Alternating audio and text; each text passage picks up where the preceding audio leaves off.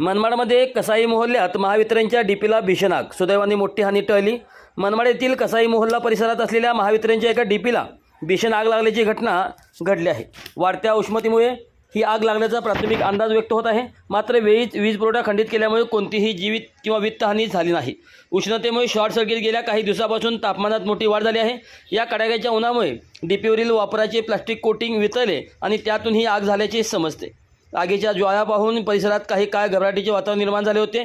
तातडीने उपाययोजना घटनेची माहिती करत महावितरणचे कर्मचारी आणि अधिकारी तातडीने घटनास्थळी दाखल झाले. प्रसंगावधान दाखवून संबंधित भागाचा विद्युत प्रवाह तातडीने बंद करण्यात आला. त्यामुळे मोठा अनर्थ टळला. उन्हाच्या तीव्रतेमुळे वायरवरील प्लास्टिक वितून ही आग लागली होती. आमचे कर्मचारी त्वरित घटनास्थळी पोहोचले असून दुरुस्तीचे काम युद्धपातळीवर सुरू करण्यात आले आहे. वीज पुरवठा लवकरच सुरू होईल.